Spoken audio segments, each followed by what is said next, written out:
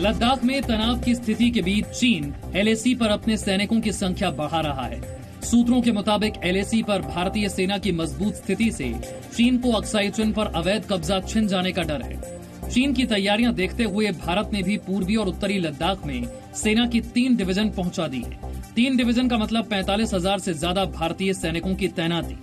केंद्र सरकार ने एलएसी के पास इंफ्रास्ट्रक्चर का निर्माण तेज करने का फैसला लिया है। लद्दाख में 54 नए मोबाइल टावर लगाने का काम शुरू हो गया है। लेह में 17, जंस्कार में 11, कारगिल में 19 और नुब्रा में 7 मोबाइल टावर लगाए जा रहे हैं। एलएसी के पास डेमचौक में भी मोबाइल टावर लगाया जाएगा।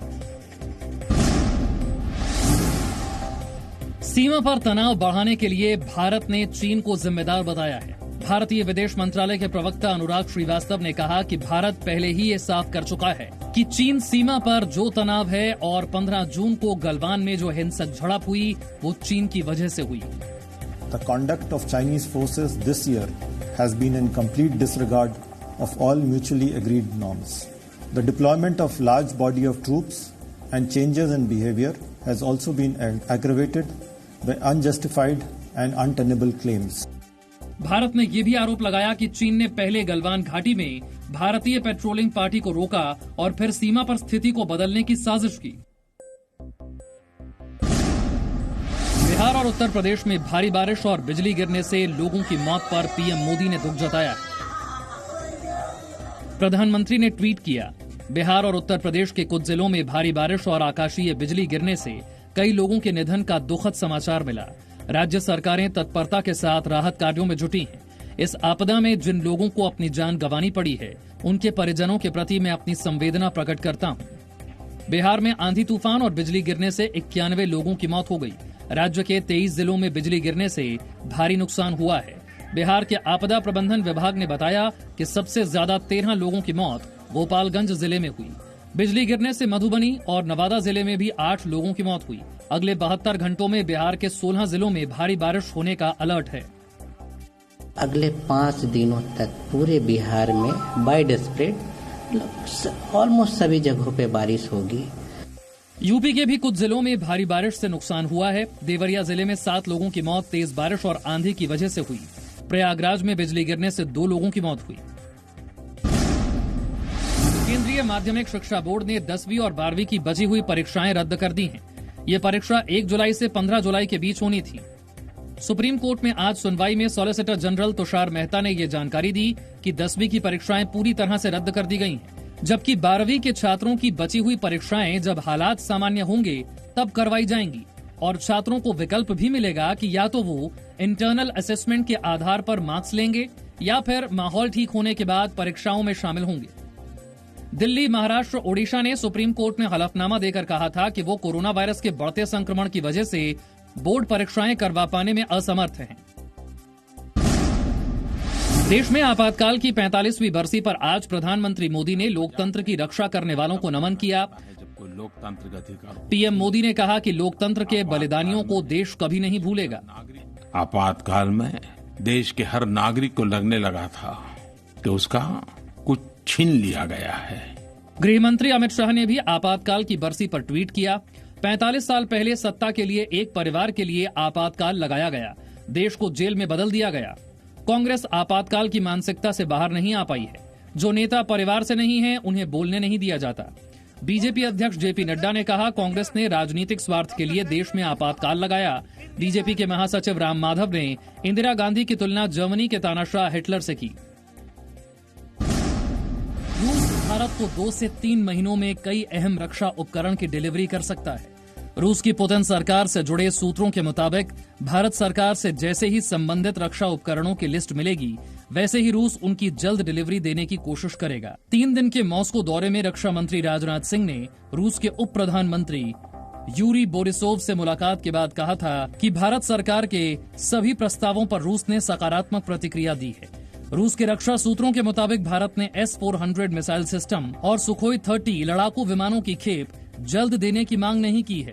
इसके बावजूद रूस इनकी डिलीवरी जल्द ही भारत को देने की कोशिश कर रहा है। चीन से राजीव गांधी फाउंडेशन को फंडिंग पर हुए खुलासे पर केंद्रीय कानून मंत्री रविशंकर प्रसाद ने कहा कि कांग्रेस को बताना चाहिए कि चीन ने उसे चंदा क्यों दिया। ये राजीव गांधी फाउंडेशन का पार्टनर ऑर्गेनाइजेशंस एंड डोनर्स की सूची है 2005-6 की, which clearly shows that among the list of donors, the embassy of the People's Republic of China is mentioned. इस तरह से चाइनीज एम्बेसी से पैसा लेना कानूनों का उल्लंघन करके इसकी हम भर्त्सना करते हैं। रविशंकर प्रसाद ने बताया कि 2005-6 में चीन के दूतावास ने राजीव गांधी फाउंडेशन को 90 लाख रुपए दान दिए।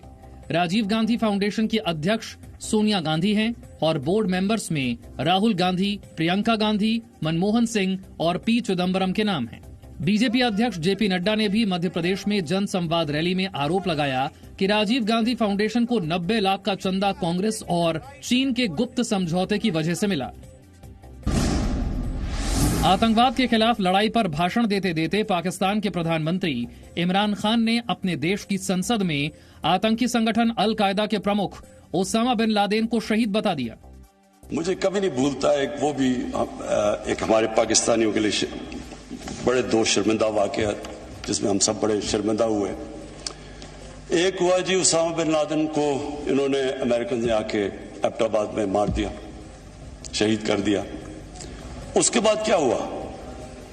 सारी दुनिया ने हमें गालियां निकाली।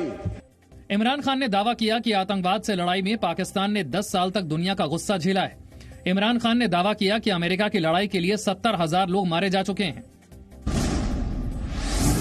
जम्मू कश्मीर के सोपोर में सुरक्षा बलों ने आज 2 आतंकियों को मार गिराया। जम्मू कश्मीर पुलिस को खबर मिली थी कि कुछ आतंकी सोपोर के एक घर में छिपे हैं। इस खुफिया जानकारी पर सुबह 5 बजे सुरक्षा बलों ने ज्वाइंट ऑपरेशन शुरू किया। करीब 3 घंटे तक मुठभेड़ चली, जिसमें 2 आतंकी मारे गए। दोनों आतंकियों के शव बरामद कर लिए गए हैं। आतंकियों के पास से 2 AK-47 राइफल मिली हैं। जम्मू कश्मीर पुलिस और सुरक्षा बलों ने बड़गाम के नरबल से लश्कर ए तैयबा के 5 आतंकियों को भी गिरफ्तार किया है। 24 घंटे में देश में कोरोना संक्रमण के अब तक के सबसे ज्यादा मामले सामने आए। 24 घंटे में कोरोना के 16,922 नए केस सामने आए और 418 लोगों की मौत हुई। देश में कोरोना संक्रमित बढ़कर 4,73,105 हो गए हैं। कोरोना से अब तक 14,894 संक्रमितों की मौत हुई है। देश भर में इलाज से अब तक 2,71,697 लोग ठीक हुए हैं। महाराष्ट्र में कोरोना संक्रमितों की संख्या आज 1,47,000 के पार हो गई। महाराष्ट्र ने भी अब कोरोना के लिए एंटीजन टेस्ट करवाने का फैसला किया है। महाराष्ट्र के स्वास्थ्य मंत्री के मुताबिक एंटीजन टेस्ट के लिए 1 लाख टेस्ट किट खरीदने का ऑर्डर दे दिया गया है। दिल्ली में कोरोना वायरस से संक्रमित मरीजों को अब क्वारंटीन सेंटर जाकर अपनी जांच नहीं करवानी होगी। दिल्ली सरकार की अपील पर उपराज्यपाल अनिल बैजल ने अपने आदेश को वापस ले लिया है। हर व्यक्ति को क्वारंटीन सेंटर जाना जरूरी होगा पॉजिटिव पाए जाने पर, भले ही उसको बाद में होम आइसोलेशन में रहने की इजाजत दे दी जाए। इसके लिए भी हमने केंद्र सरकार से निवेदन किया था। हमें खुशी है कि केंद्र सरकार ने हमारी बात मान ली। दिल्ली में कोरोना संक्रमितों की संख्या मुंबई से ज्यादा हो गई है। दिल्ली हाई कोर्ट ने केंद्र और दिल्ली सरकार से उन अस्पतालों के खिलाफ कार्रवाई के निर्देश दिए हैं जो कोरोना संक्रमित मरीजों के लिए उपलब्ध बेड की जानकारी लगातार अपडेट नहीं कर रहे। दिल्ली में कोरोना संक्रमितों की संख्या 70,000 के पार हो चुकी है, जो कि मुंबई से ज्यादा है। Presenting B News app, available on Google Play and App Store. Download it now.